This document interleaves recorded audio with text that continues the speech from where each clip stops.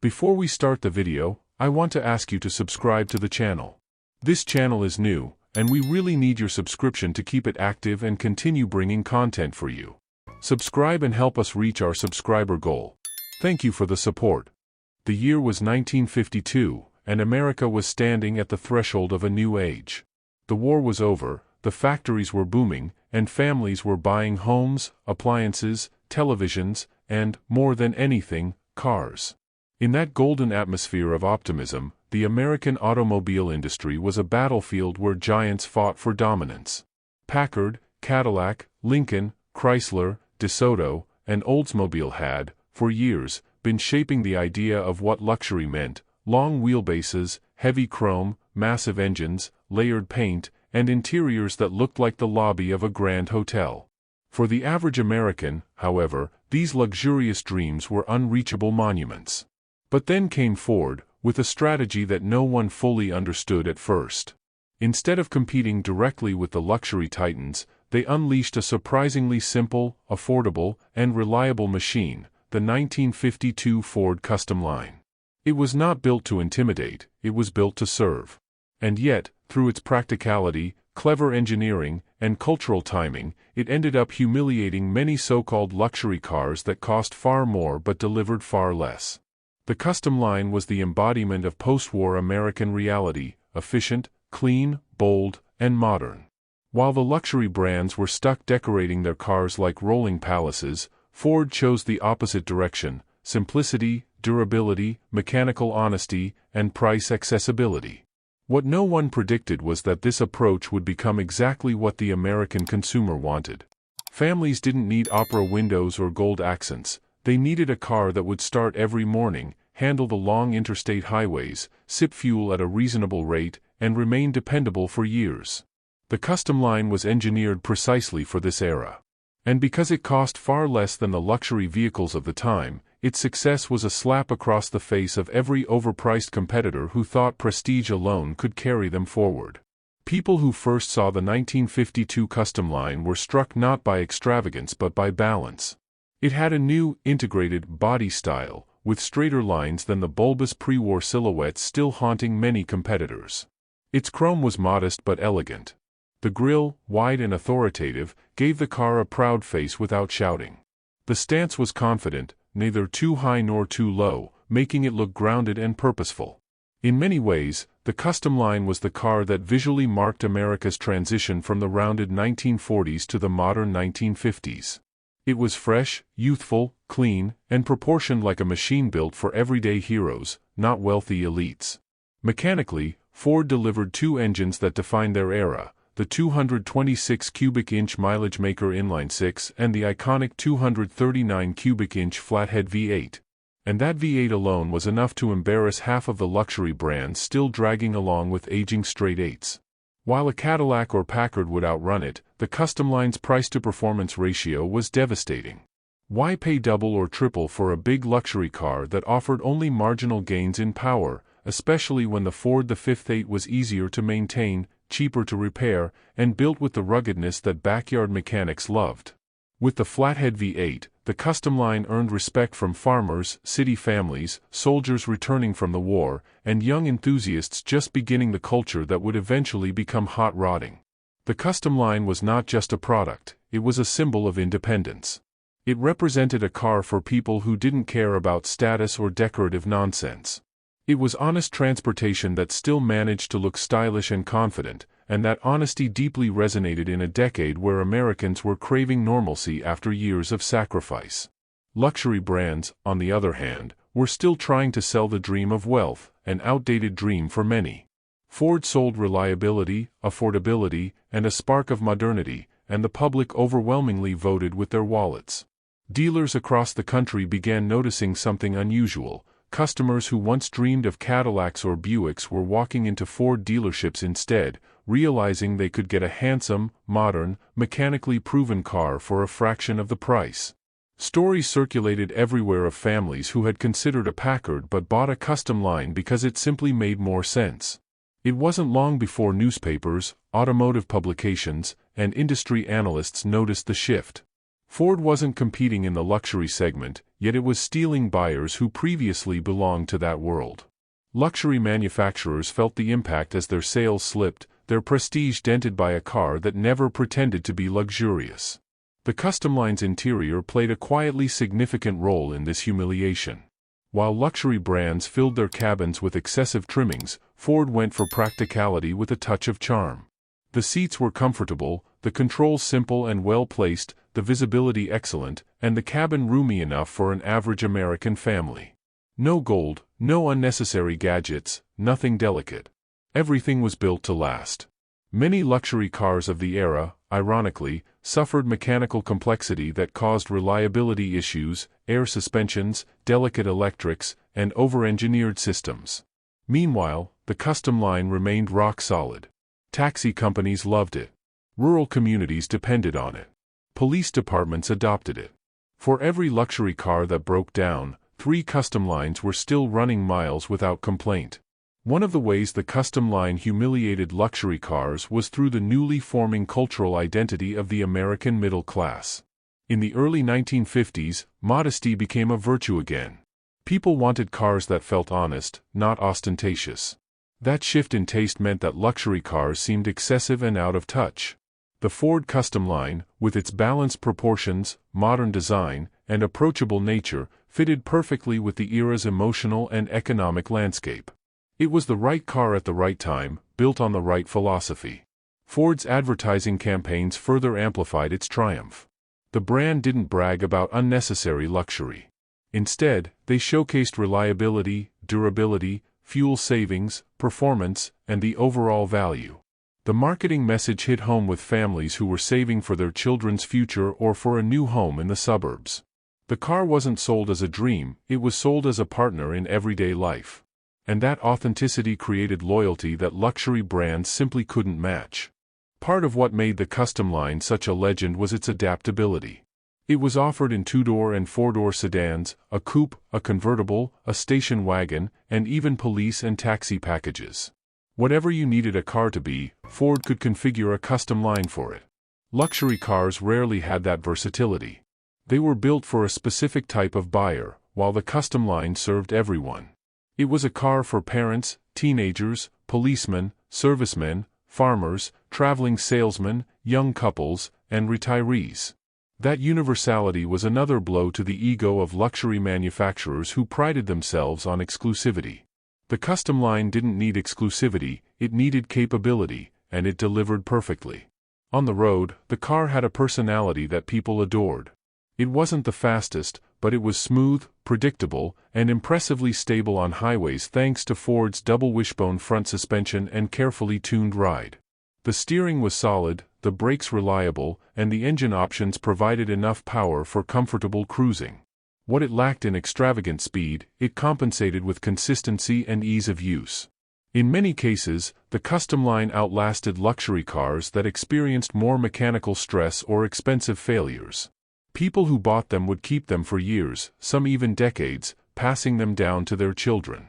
That endurance only strengthened its reputation and further diminished the aura of luxury competitors. Car culture of the 1950s also adopted the Customline in ways that luxury brands never expected. Teenagers began modifying them, customizing them, fitting them with hot rod parts, painting them with bold new colors, and adding chrome accessories.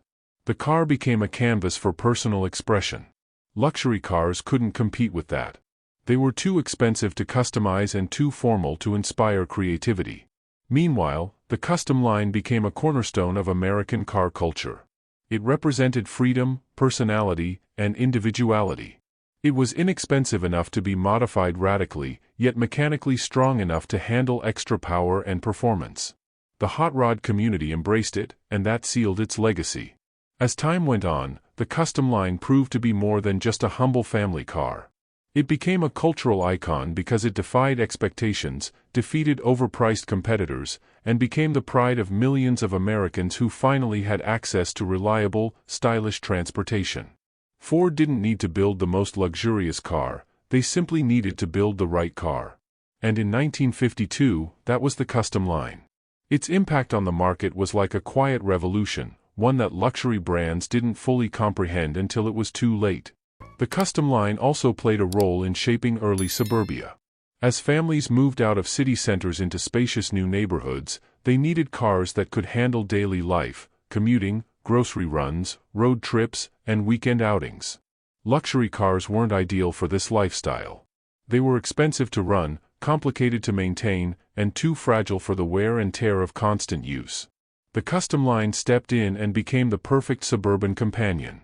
Its modest price allowed families to invest in homes and appliances while still owning a reliable car. This shift toward suburban practicality further undermined the relevance of the luxury car market, which began looking increasingly like unnecessary extravagance. Mechanically, the custom line had another advantage: it was easy to fix. Backyard mechanics could repair or adjust everything with simple tools, and parts were plentiful and cheap. Luxury cars, however, often required specialized service or expensive components. That difference created a long-term economic advantage for Ford buyers, making the custom line not only cheaper to purchase but also cheaper to live with. As years passed, this total cost of ownership became an essential part of why the custom line was celebrated and luxury cars were criticized. Buyers realized that prestige didn't pay the bills, but reliability did. The custom line's engineering emphasized robustness. The flathead V8 was a proven workhorse with decades of refinement behind it. Though not the most powerful engine of its time, it was incredibly durable. Many owners drove their custom lines across states, across mountains, across deserts, and through harsh winters without losing confidence in the car. Luxury cars, ironically, often failed in similar conditions because they were too complex or too delicate. The custom line's simplicity was its superpower. It didn't try to be impressive, it simply worked. Another often overlooked aspect was fuel economy. Luxury cars burned fuel like locomotives, while the custom line delivered respectable mileage.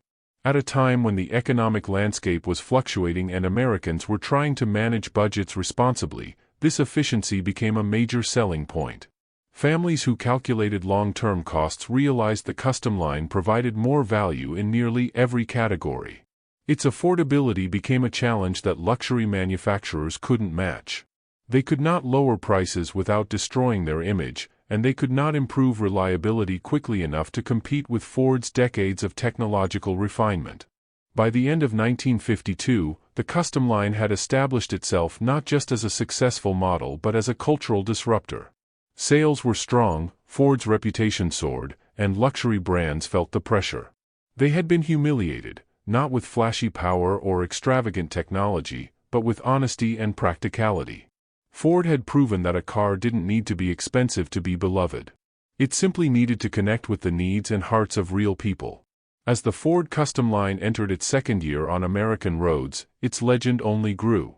People who had once dismissed it as just another cheap car began facing the undeniable truth: this simple, affordable machine was outperforming vehicles that cost 2 or 3 times more. And it wasn't outperforming them in exotic engineering or extravagant comfort. It was beating them where it mattered most to ordinary citizens: ease of use, durability, fuel savings, maintenance cost, and long-term reliability. Luxury cars, with all their grand promises, struggled to match what Ford had achieved so effortlessly. Every month, new stories appeared in newspapers or were exchanged in diners and garages across America. A family who took their custom line across the entire country without a single breakdown, a taxi company whose custom lines outlasted every Buick in their fleet, a farmer whose V8 model pulled loads that would have embarrassed bigger cars. These stories were not marketing, they were real experiences, shared by real people. And they carried more weight than any luxury advertisement ever could. Mechanics loved the custom line. It was straightforward to diagnose, simple to repair, and built with a logic that professionals appreciated. Many luxury cars, by contrast, were frustrating puzzles, filled with delicate mechanisms that made basic maintenance a headache. This difference created a quiet but powerful movement among service stations. If a customer asked which car they should buy, many mechanics recommended the custom line. They knew it would keep families safe, keep costs low, and keep headaches away. In that era, the opinion of your local mechanic carried enormous influence, especially in small towns. And Ford benefited tremendously from that grassroots endorsement. Culturally, something fascinating was happening. The Customline wasn't marketed as a luxury car, but for many Americans, it became a symbol of pride. Hardworking families didn't feel inferior driving a Customline compared to a Cadillac or Packard. In fact, many felt smarter, more responsible, more connected to the true spirit of American progress. The idea that luxury means success began to lose ground. A new idea emerged: practicality means intelligence. And the Customline fit that identity perfectly. It was a car for people who valued substance over flash, honesty over vanity. Ford, knowingly or not, tapped into a psychological shift. After years of economic hardship during the Depression and the wartime austerity, Americans had evolved. They no longer wanted things that were excessive. They wanted things that were dependable. The Customline, with its clean design and robust engineering, was exactly the symbol of that new mindset. It wasn't a car that tried to impress, it was a car that fulfilled its promises. And in the long run, that fulfillment humiliated competitors whose entire business model depended on appearance rather than real-world performance. The interior played a crucial role in reinforcing this perception. While luxury cars might have had plusher upholstery or more decorative trim, the Customline offered a sense of functional comfort that felt more aligned with everyday life. The seats were thick and supportive, the dashboard simple and intuitive, the controls sturdy and tactile. Everything in the car felt like it was built to last. And that durability won over customers far more effectively than expensive-looking details that wore out or malfunctioned over time. A family could own a Customline for 10 years and still enjoy the same dependable feel they had on day one. Luxury cars couldn't always promise that. One of the most remarkable aspects of the Customline was how it adapted to countless environments. In rural America, where roads were rough and distances long, the car demonstrated an almost farm tractor level of resilience. In cities, it was nimble enough to handle crowded streets and tight parking spots. In suburbs, it became the perfect companion for daily commuting and weekend family outings. No matter where it went, the car simply worked. That versatility further solidified its reputation and continued to expose the weaknesses of luxury cars that were too specialized, too delicate, or too expensive for the average lifestyle. Perhaps the most impressive humiliation the Customline dealt to luxury brands was its ability to become part of American popular culture. On the silver screen, in early television shows, in family photographs, and in hot rod magazines, the Customline appeared everywhere. It didn't dominate these spaces because of glamour, it appeared because it was the car that people actually owned. It was the car parked outside the house in iconic 1950s family portraits. It was the car young teenagers learned to drive in. It was the car soldiers returning from the war bought with their savings. Luxury cars, though present in advertisements and high society events, didn't have that level of cultural penetration. The Customline became a character in American life, not a prop for the wealthy.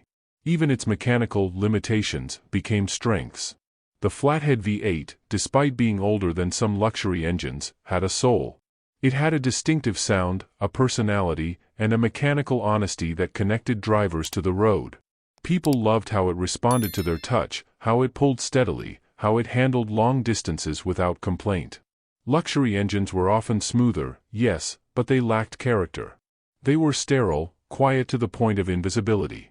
The Customline's heartbeat echoed the spirit of the working class, strong, raw, determined. It was the engine of a nation rebuilding itself. The rise of hot rodding culture gave the Customline another edge. Young people saw potential in the car that luxury brands couldn't offer. The Ford F8 was incredibly tunable. You could add performance parts, bigger carburetors, new cams, headers, or dual exhaust systems. Suddenly, a cheap family car could outrun expensive machines built with prestige in mind. That kind of performance customization humiliated luxury brands at car meets, drag strips, and local races. What could a Packard owner say when a teenager in a modified Customline left him in the dust? Nothing. Because the Customline wasn't supposed to win. And that's exactly why its victory stung so deeply for the luxury world. There was also something deeply democratic about the Customline. Luxury cars were symbols of inequality, objects only the wealthy could access. The Customline, in contrast, was the car of the people. It brought mobility to millions. It allowed families to travel, discover new places, visit relatives, and explore the rapidly expanding American highway system. It helped shape post-war identity by giving average citizens unprecedented freedom. Luxury brands never understood that mobility mattered far more than prestige. The Customline wasn't a bragging item, it was a tool for life. But that practicality was exactly what made it humiliating to more expensive cars, because it revealed a truth luxury manufacturers tried to hide. People don't want extravagance as much as they want reliability, freedom, and accessibility. Ford's economic strategy sealed the Customline's win. By controlling production costs and leveraging their massive distribution network, Ford delivered a car whose price destroyed competitors. In some cases, a fully equipped Customline cost less than the base model of certain luxury cars.